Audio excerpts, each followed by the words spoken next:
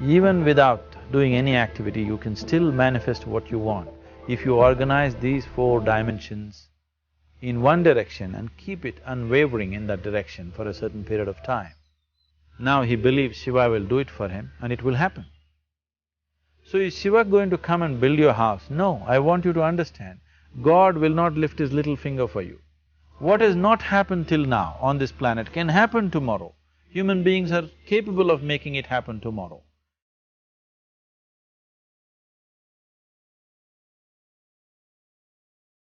Everything we as human beings have created on this planet was essentially first created in our minds. All that you see, which is human work on this planet, first found expression in the mind, then it got manifested in the outside world.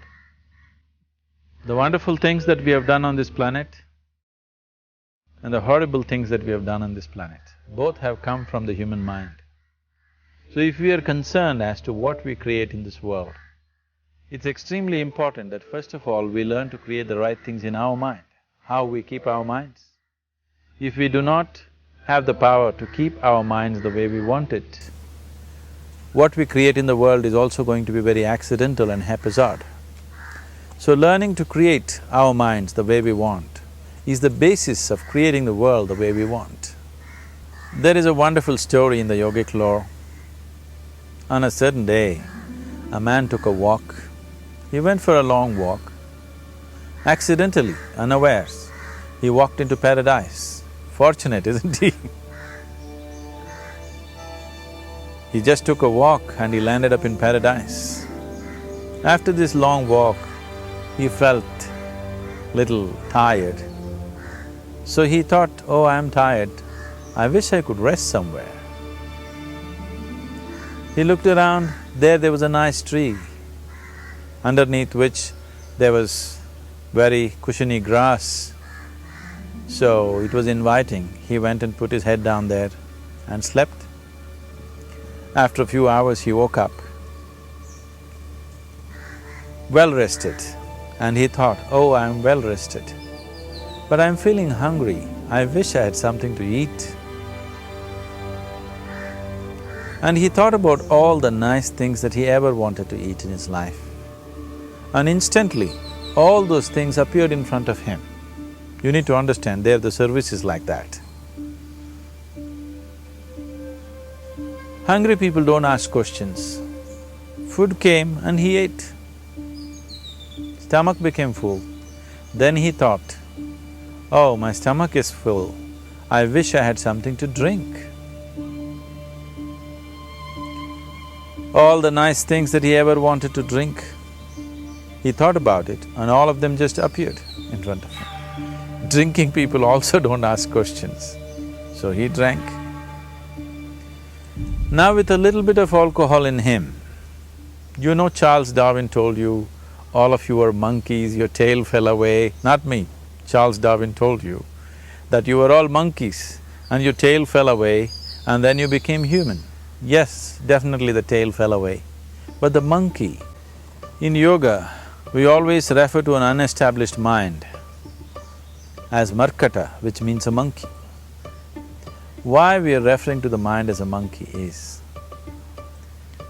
what are the qualities of a monkey? One thing about a monkey is, it's unnecessary movement. And another thing about the monkey is, if I say you're monkeying somebody, what does it mean? Imitation.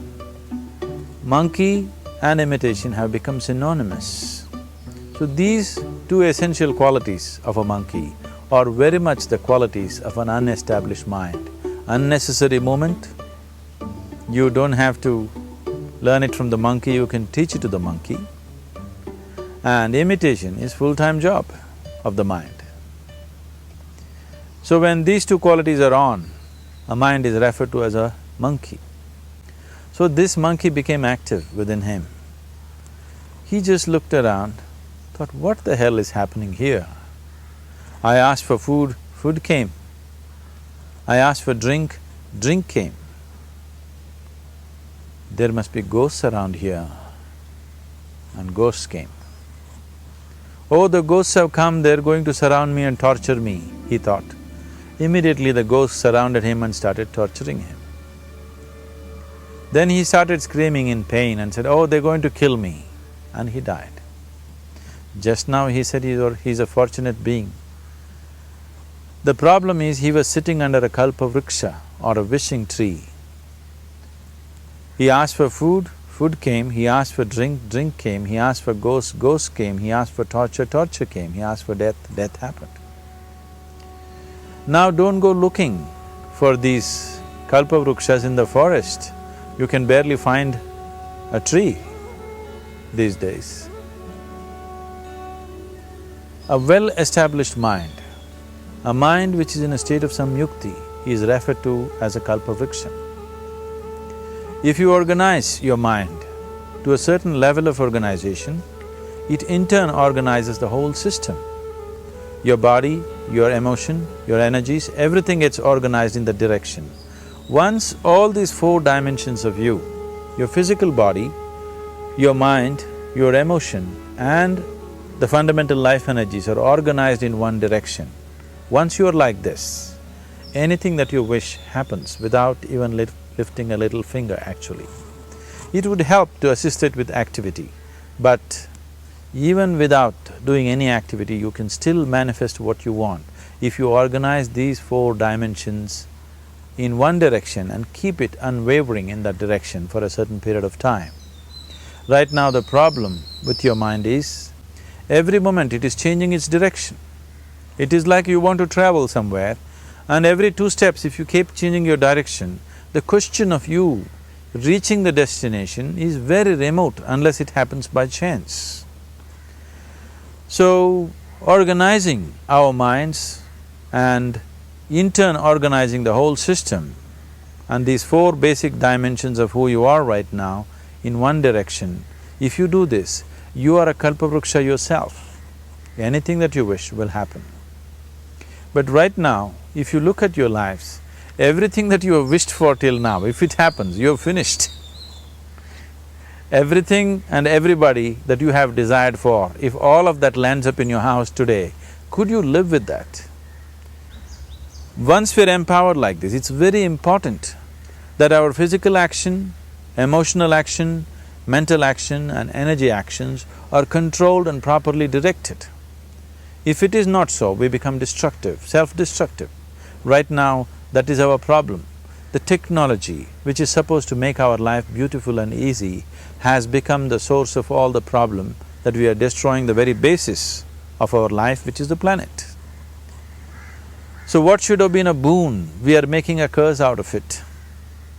What has brought incredible levels of comfort and convenience to us in the last 100 years or so has also become a threat to our life simply because we are not conscious action, we are in a compulsive state of action.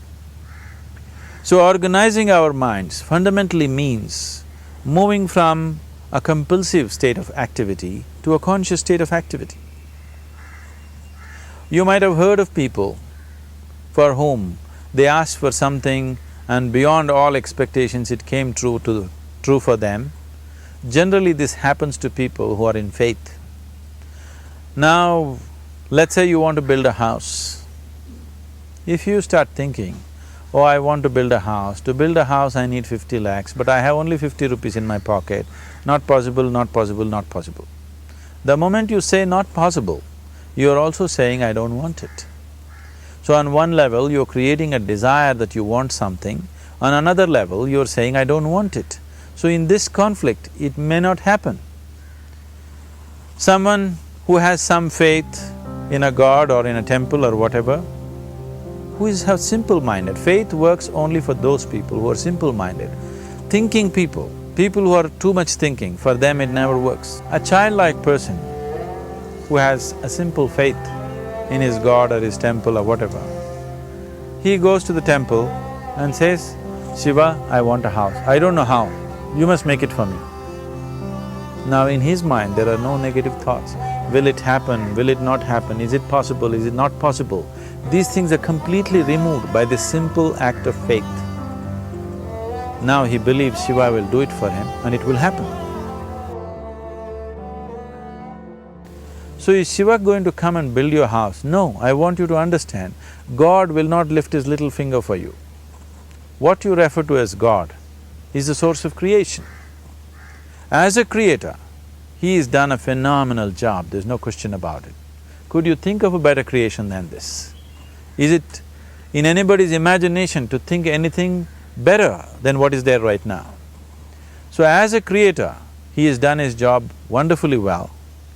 But if you want life to happen the way you want it, because right now, the very crux of your happiness and your well-being is this. If at all if you're unhappy, the only and only reason why you're unhappy is life is not happening the way you think it should happen. That's all it is. So if life is not happening the way you think it should happen, you're unhappy. If life happens the way you think it should happen, you are happy. It's as simple as that.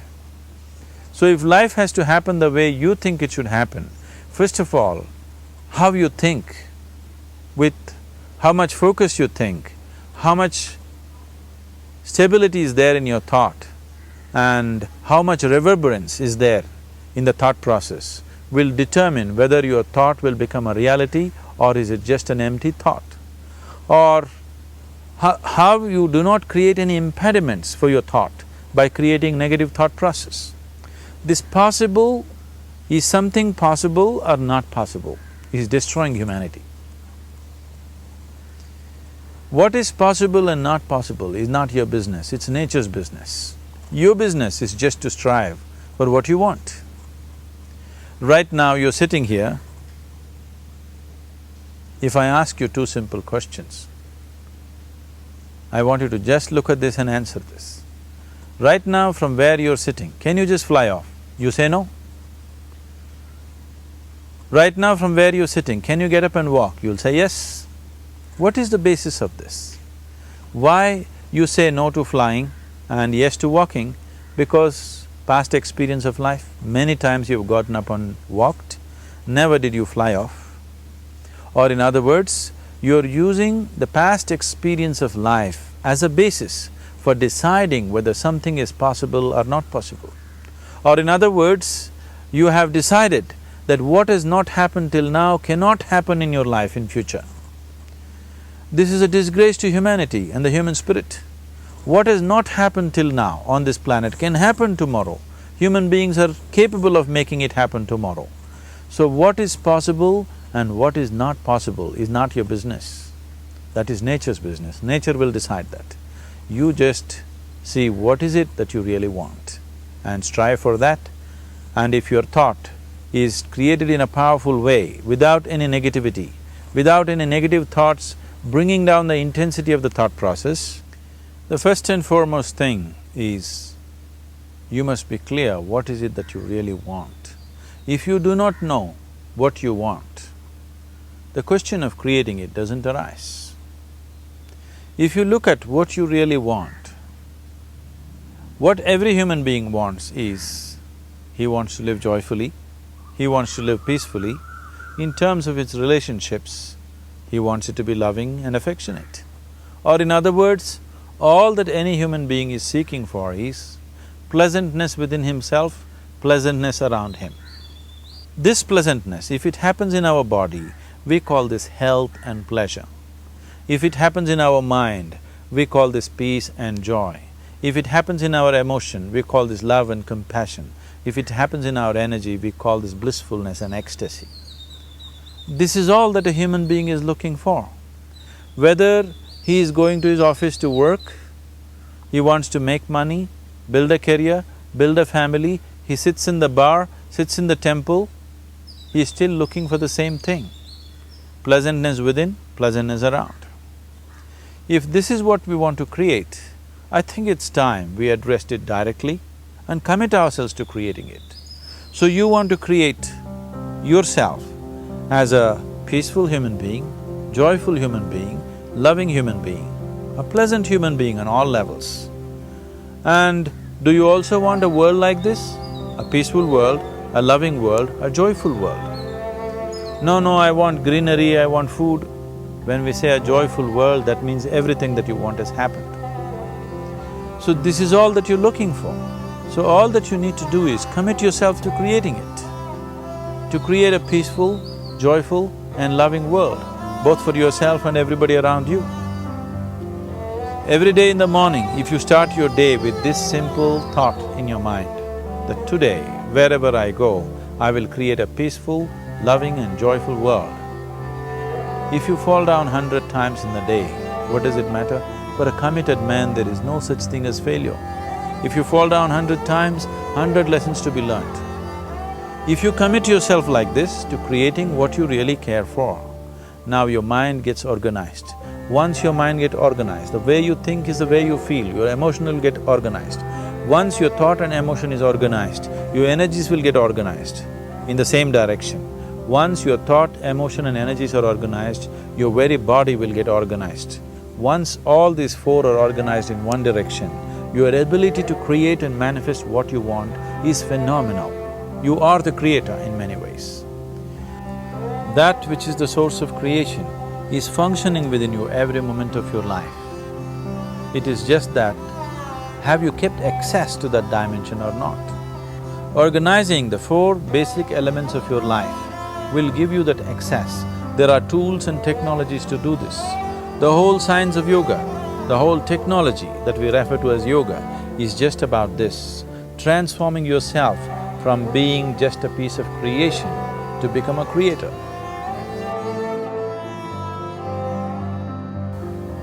It is my wish and my blessing that every human being in this world should have this access to the source of creation within himself so that he can function here as a creator, not just as a piece of creation.